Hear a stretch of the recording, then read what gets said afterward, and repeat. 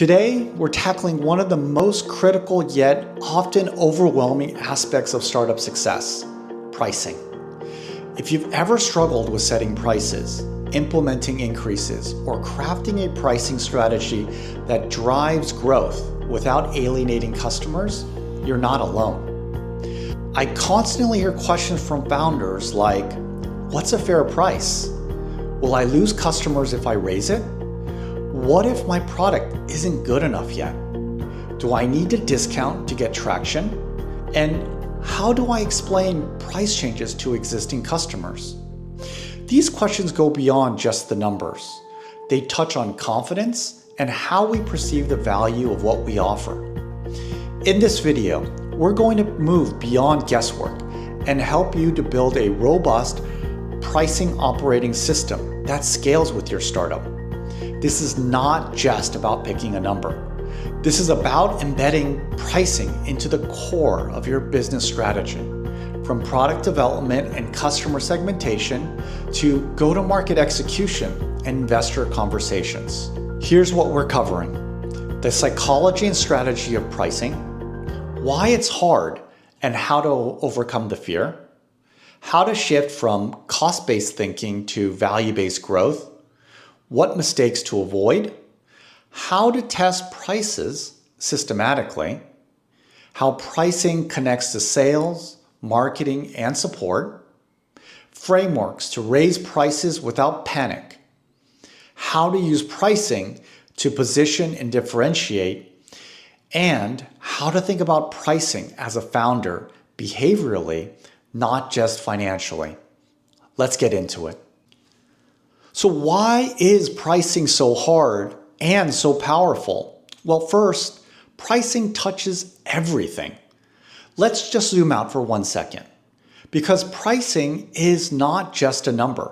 It's a reflection of everything your company does: your product quality, your brand positioning, your customer's perception, your competitor moves, your costs, margin, funding, and burn, your sales strategy, and your confidence as a founder.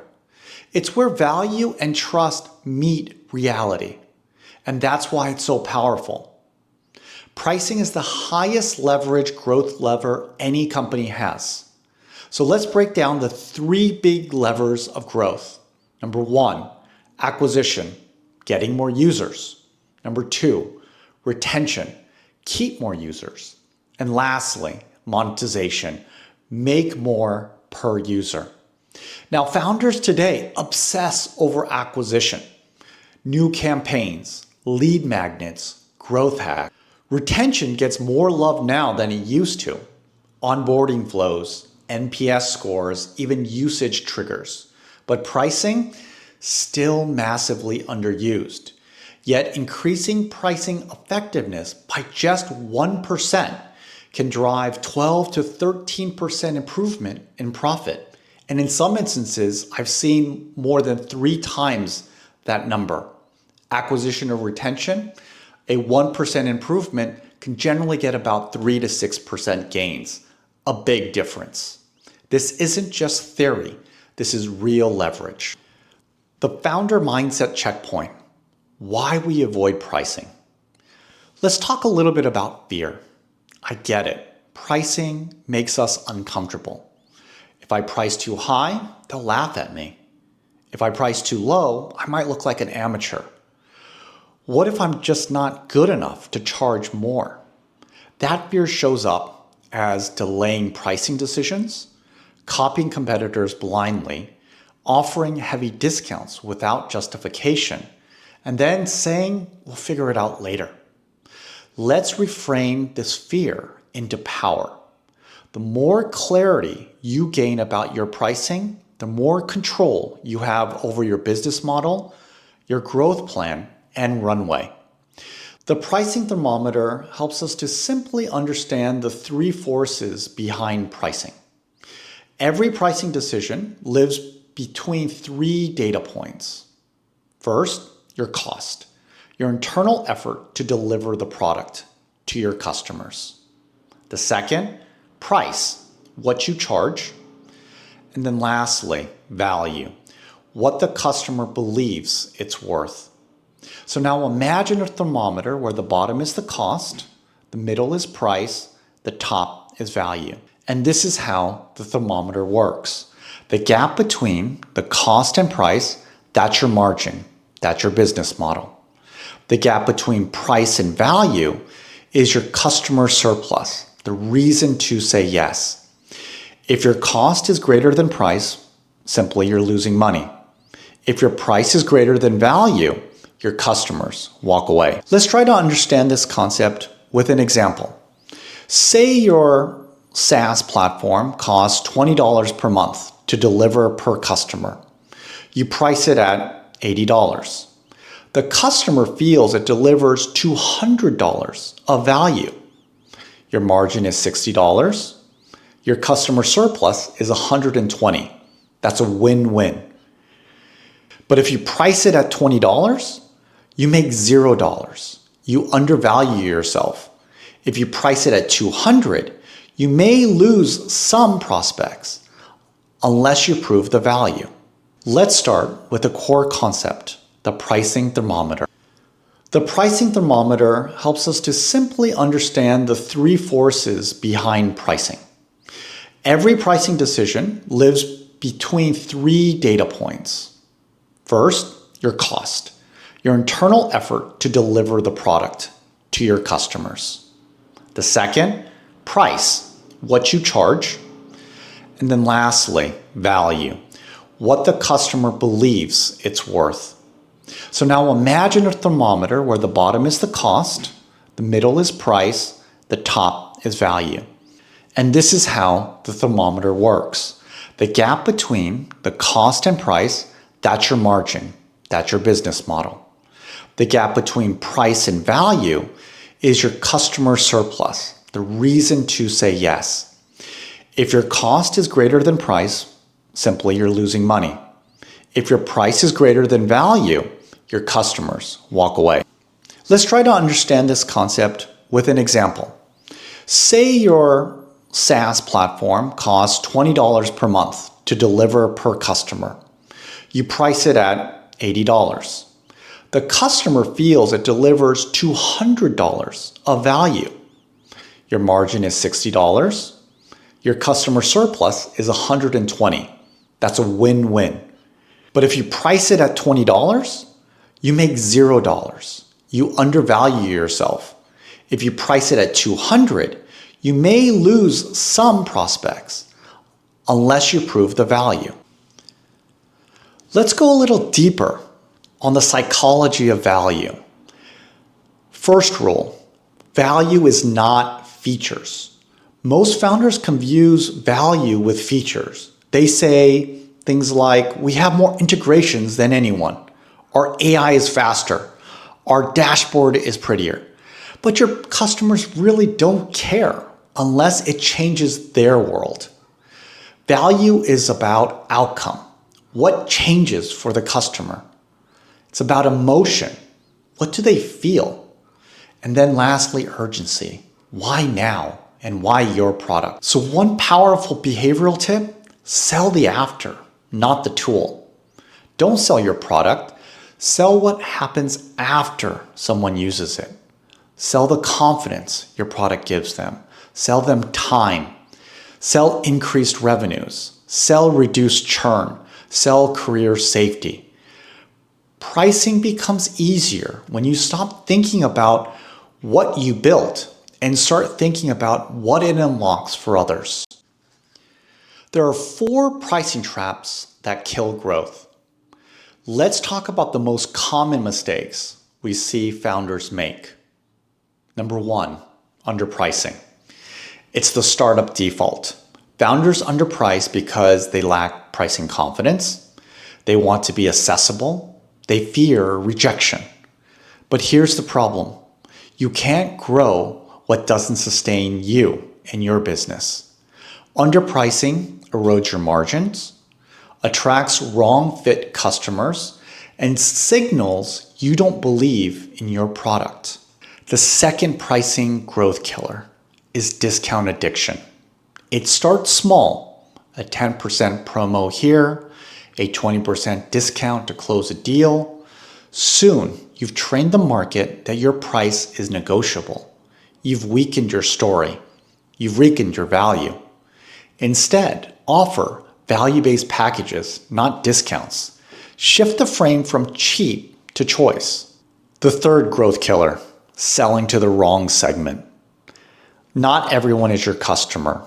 Not everyone should be your customer. If your product is innovative, high impact, or niche, focus on early adopters. They value things like speed, customization, insight, support, or just a feeling of belonging to this small and exclusive group.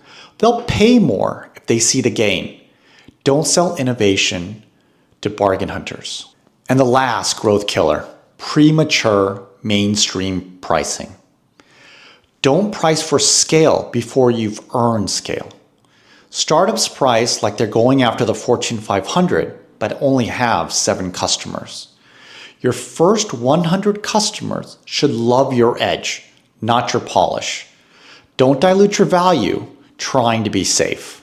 Now let's start talking about testing and refining your pricing without losing your mind or your customers.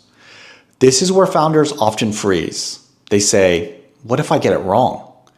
Shouldn't I wait until we're bigger? Do I need thousands of users to run tests? The short answer is no. You can and should test pricing early, often, and simply. So here's a lightweight framework I recommend to nearly all startups. It's called the 3-5 rule. Choose 3 to 5 price points. They should range from conservative to very aggressive. For example, $49 a month, $79, $99, $149, and $199. For example, $49 per month, $79 per month, $99 per month, $149 per month, and $199 per month. From here, track 3 key metrics for each. Conversion rate, how many sign up, volume, how much customers do you gain at each tier, and then lastly, revenue, for those of you who need a quick refresher. And from here, track 3 key metrics for each. 1, conversion rate. How many people sign up? 2, volume. How many customers are you winning at each price point? And then lastly, revenue. How much money are you making at each of those price points? And here you want to compare across the board. Often, the highest converting tier is not the most profitable. Really, the goal is to maximize total revenue and customer fit, not just raw sign-up rates. If you're going to use the 3-5 rule, here's a simple way to run this test. You don't need fancy tools. Use A/B testing with landing pages. There's plenty of tools from Unbounce or Webflow. Manual sales conversations with predefined packages. Different pricing shown based on traffic source or persona.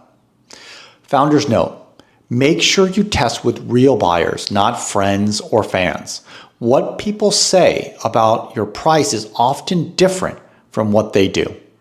So here's a truth I repeat weekly to founders. Your price defines your go-to-market motion. Let's unpack that. Why does pricing shape the rest of your business? Well, your pricing and your price points affect how you acquire customers, how you sell to them, how you support them, how you retain them, your burn and your customer acquisition costs, and what kind of talent you hire.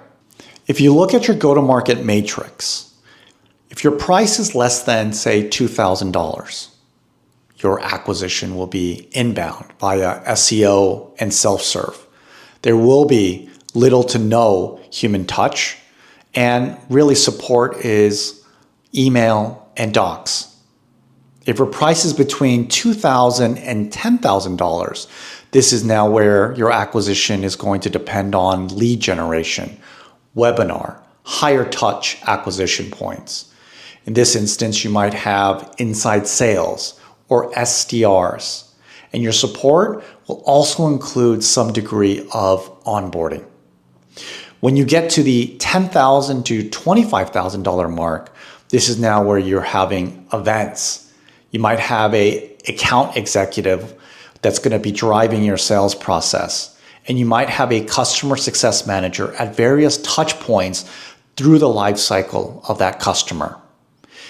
If your price point is $25,000 or above, this is now where you're going to have enterprise level outbound acquisition. You'll have a dedicated account executive and a sales executive, and your customer support will be far more high touch. If your sales process is heavy, but your price is low, you're definitely in the danger zone. Your cost of acquisition will crush your margin. For example, a $3,000 product with a 45-day sales cycle plus 3 demo calls equals unsustainable. In that scenario, either you increase the price or you have to simplify the sales cycle. A key founder's takeaway: let your price fund the go-to-market you want, not the other way around. Now let's get into your pricing models and go deep. Choosing a price is one thing. Choosing a pricing model is another. So let's break down your options. The first, a flat subscription. It's a common pricing model that you would see with SaaS companies or software companies. It is generally fixed price per month or annually. It's really best for simple, predictable usage. But one thing to watch out for: misaligned value for light or, on the other end, heavy users. Pro tip: use tiered features or usage limits to create upsell paths. The second type of pricing model is tiered pricing.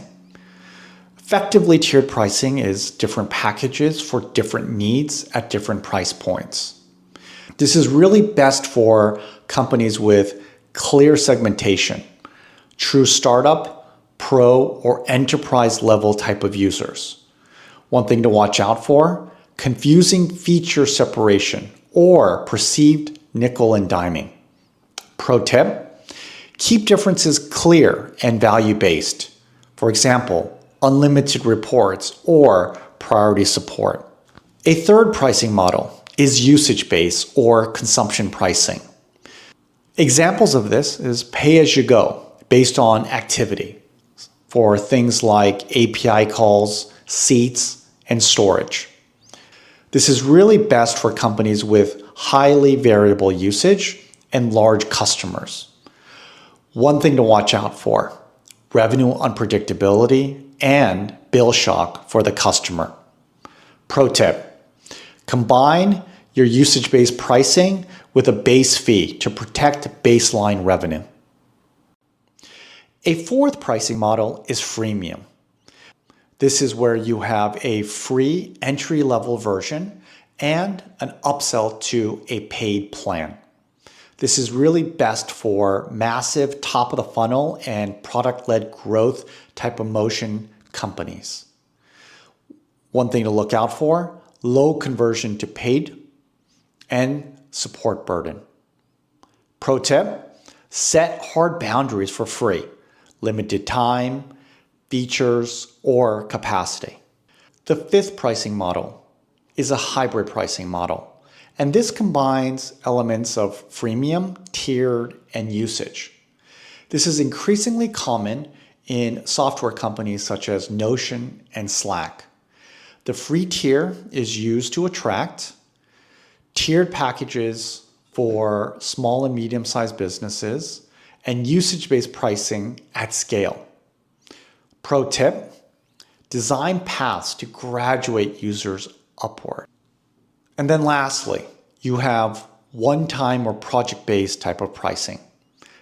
What is it? It's single purchase or custom engagements.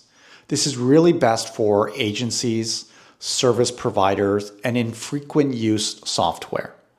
But watch out for inconsistent cash flow and limited upsell paths. Pro tip: bundle services, or offer retainer-style plans for continuity. And the bottom line?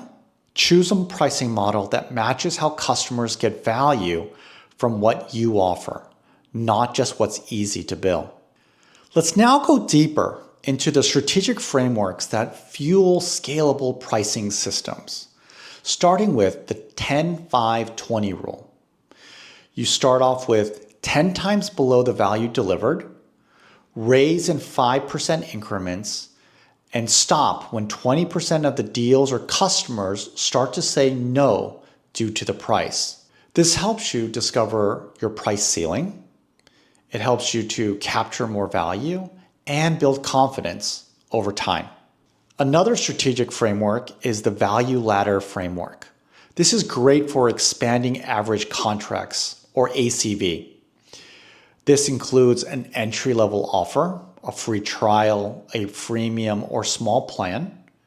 It has a core offer, main package or tier, and then expansion offers, add-ons, custom features, and integrations. One classic example of this is Slack. They offer you a free workplace, but then you can move into a paid pro, and then ultimately to an enterprise level package. Really, the goal of this framework is to keep customers moving up the ladder as their needs grow. Another framework that I find to be extremely helpful are pricing walls. Every business has psychological pricing walls where the perception shifts. $49 to $50, $99 to $100. Crossing that wall with your product without explanation can create resistance. So pro tip, pair price jumps with added value cues, new features, improved outcomes, expanded support. And one more strategic pricing framework is the value-based pricing canvas. Now you can use this template to calibrate your pricing's customer segments, your problem solved, the quantified outcome, the emotional outcome, the alternative cost, and ultimately your price. This canvas clarifies why your price makes sense and arms your team to defend it.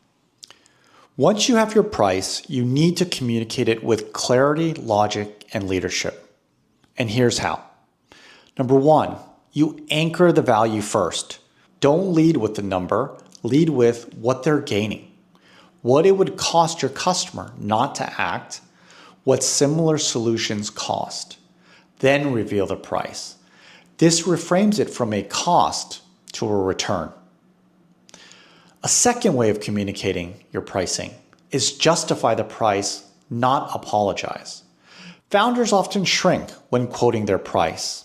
They say, I know it's a bit high, but, or we can discount it if that's too much, or let me know what feels fair. Instead, try communicating your price by saying things like, this is the plan most teams choose when looking for said outcome. Or, our customers typically see a return on investment or ROI within a set number of weeks. Or lastly, we price based on the impact we help to drive. A third way of communicating your pricing is to use tier names strategically. Don't just say basic, standard, and premium. Use names that connect the buyer's identity or value signals like launch, scale, enterprise, starter, growth, dominate, solo, team, VIP. It helps them to personify your pricing tiers, and it helps them to create association with themselves and their own aspirations. A fourth way of communicating your pricing is to address price changes transparently. When raising prices, notify customers ahead of time. Explain the why. Why are you going to change those prices? Do you have a new feature?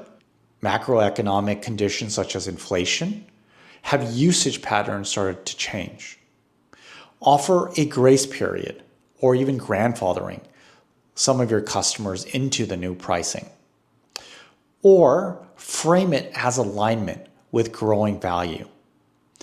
Pro tip, use clear, confident, founder-led messaging. Up to now, we've covered a range of topics from pricing psychology to pricing models, strategic frameworks for your pricing, and then ways to communicate your pricing in different contexts and scenarios. So up to this point, we've covered a range of topics from pricing psychology to pricing models, strategic frameworks for pricing, and communication tactics for different contexts and scenarios. So now let's bring it all together. A pricing operating system is a repeatable, testable structure for how your startup sets pricing, communicates pricing, adjusts pricing, and aligns pricing with your growth. There are 7 core elements to a pricing operating system. The first is the customer value map. What's the problem? What's the impact? And what alternatives exist? The second dimension is the pricing model and strategy. What is your structure? How does it scale? What's the pricing ceiling and the floor? The third dimension, segmentation plan. Which personas buy? What do they value? And how price sensitive are they? The fourth dimension is go-to-market fit. Does price match the sales and support motion of your company? Is your customer acquisition cost sustainable? The fifth dimension, testing cadence. How often do you review and test prices? What signals trigger a test? The sixth dimension, communication templates for launches, updates, renewals, and upgrades. And the last dimension is the founder mindset. This is arguably the most important dimension of any pricing operating system. And this is the first step that I use within my own pricing multiplier system. This consists of 3 different elements. The first element is confidence to charge. The second is discipline to review. And the last is willingness to evolve. When a founder has this mindset, they are able to operate faster, they're able to communicate clearer, and they're able to deliver results faster with greater impact. So that's it, founders. That's your blueprint for building a pricing operating system. To recap, pricing is a leadership decision, not a math problem. Monetization is your most powerful growth lever. Testing doesn't require perfection, just structure. Your price tells a story, your story, so make sure it's the right one. And yes, you are allowed to charge for the value you create. If this helped shift how you think about pricing, hit like and subscribe. If you got any questions, drop them in the comments. We've helped thousands of startups build confidence and clarity around their pricing, and we'd love to help you too. Until next time, go earn what you're worth.